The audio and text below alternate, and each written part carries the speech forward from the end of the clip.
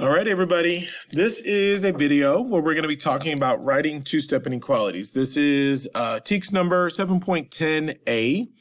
This particular TEK focuses on where we would get a number story or some sort of word problem, and we have to convert that into an equation. The latter part of that is that we would then solve it, which is a completely different part of the TEKS, and they seem to go hand in hand, but this particular one is going to focus on actually writing equations. I'm actually going to do more of the solving as well, so we'll see what that looks like also. But again, you see there, writing two-step inequalities is going to be, again, where you can write two-step inequalities to represent real-world problems by translating the words of the problems into numbers, variables, and operations. So let's look at the framework that I like to work within, where we have a series of steps. As we see here, step 1 through 3. First of all, we're going to identify what you're trying to find. This will be the variable in the equation. A letter will then represent the quantity or some known unknown amount. Typically, your unknown amount, that's our letter variable, is going to correspond to what you are trying to find. So if I'm trying to find the number of gallons, I might assign the letter G. If I'm trying to find the number of feet that it's going to take to accomplish some goal, I might put F as my variable. This helps us to focus the problem-solving process. Then step number 2 says that we're going to identify information in the problem that can be used to help write an equation. This is the WDIK. That is the what do I know part of the process. We're going to write down all the important quantities, amounts, relationships, etc. Now the hint is for us in this case to identify what our constants are, because there's a certain framework that we like to work within. So if you notice, this particular framework has some unknown amount. This is typically where our operator will go. Some other unknown amount, the equal sign, or inequality symbol, it just depends. And then we have another unknown amount. We are also going to look at where we would use words in the problem to tie the information together, write an equation or inequality by filling in the blanks, and then solve as normal. Now, the first thing that I'm going to look at is I'm going to look at the equation side, okay? Now, we're going to be writing an equation from a verbal description, as you see there on the screen. So Billy has a gift card that has a $150 balance, okay? That $150 balance is going to be something that the card will start with, okay, which is the balance starter, okay? We are going to see that he has to buy several video games that cost $35 each. Those video games that cost $35 each, after the purchase, he's going to have a gift card balance, which is $45, okay? Now, it's asking for us to write an equation to help us find how many video games Billy bought. Then we're going to actually solve. So let me go ahead and switch over to our equation. I'm going to make this a little smaller. Okay. Now, at this point, I know, again, the WDIK, that he has a $150 balance starter, okay? We have a $35 amount for each game. And then we know that he has a $45 ending balance. The only thing that we don't know, the unknown, is going to be our what, which is what? We just don't know that we need to know how many games he bought. Now, in this case, I'm going to assign my variable to be, we'll say, sorry, my handwriting, apologize, okay? We're going to say that his variable is going to be G, okay? So the constants that I know would be that he had a $150 balance. So somewhere in here, I'm going to have to put an equal sign. Somewhere in here, I'm going to have to put one of my constants, and then I'm going to have to put my variable and my coefficient. Coefficient, remember, is going to be the amount that's attached to your variable, the thing that could possibly change or vary. So I think that I want to put my equal sign here. I know, again, that he had a $150 balance. So what if I put $150 there? I know that I need to go ahead and fill in the rest of my constants.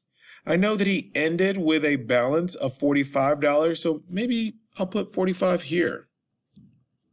So 150, some operator, which is either plus or minus more than likely, some other amount or variable and coefficient possibly will equal the $45 that he ended with. So let's go ahead and label this. Maybe ending balance, maybe starting balance. Now, what happened in between the starting and the ending balance? Okay, we know that he bought video games. So we know definitely that the coefficient probably is going to be 35. The only thing that we don't know is the number of games that he bought, and that can vary, okay? So we're going to assign our G there. So let's look at this. I'm going to put an operator of minus there. His $150 starting balance minus what he spent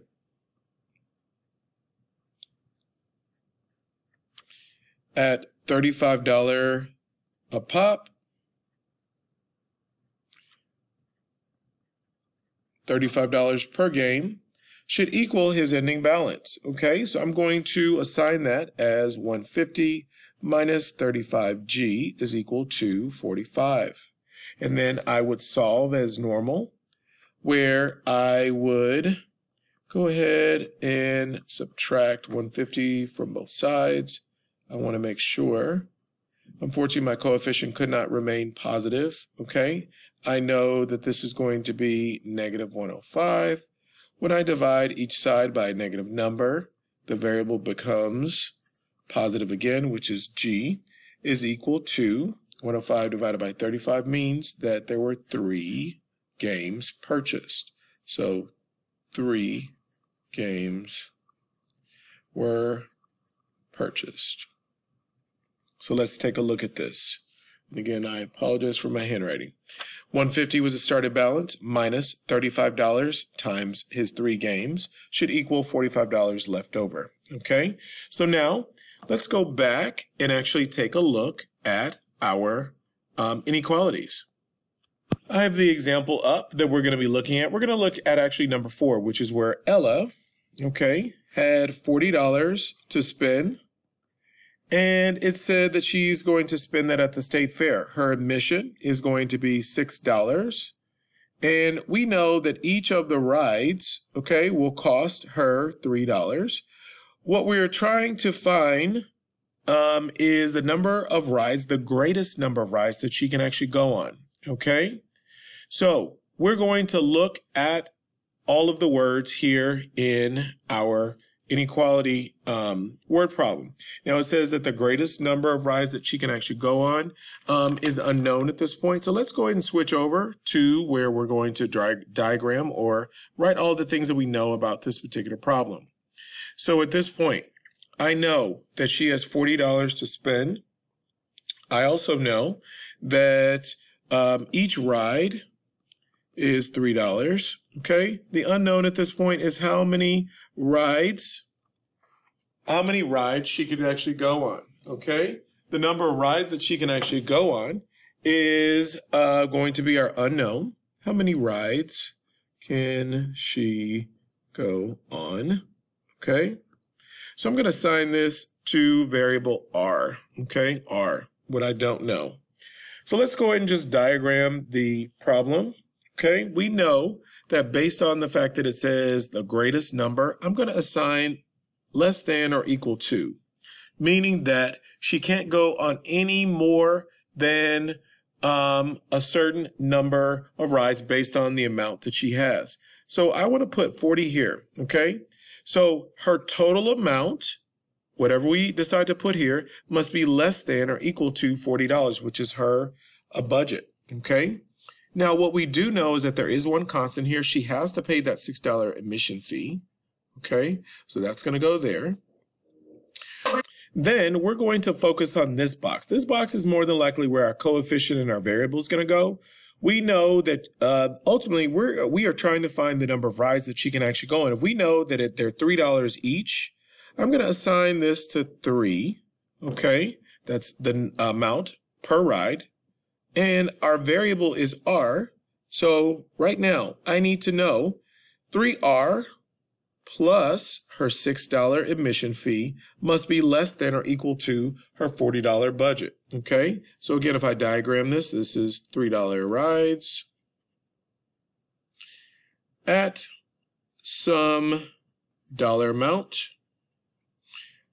plus her admission fee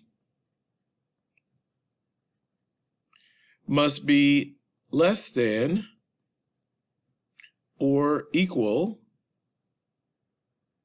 to her total budget. Okay. Now, once I set this up, I'm going to set this up to solve. 3R plus 6 is less than or equal to 40. Now, I'm going to solve this equation as I would any. Okay, that's 34. It's less than or equal to 3R. I'm going to divide both sides by 3 because I'm using the inverse operation at this point. So now, do a little long division. Okay, this becomes 3 times 1. I can do that. I'm going to bring down my 4. I know that this is 1 more time. 3, that's 1. Okay, so this becomes 11.3 rides she can afford. But let's think about this. When we're dealing with inequalities, we have to actually sort of determine or interpret what that actually means. Can she go on a third of a ride or 0.3 rides? Okay, so at max, it looks to be that she will be able to go on 11 rides at most can be bought unless her mom stops by and gives her more money. But currently, with her $40 budget, she can only go on 11 rides, and then she has a little bit of money left over in her pocket that she can throw in her piggy bank. Okay, so as always, you may watch this video again. This will be on a quiz or a test coming soon. So watch the video again, come to class with your questions, come to tutorials on Tuesdays or Thursday. And as always, I will see you in class tomorrow.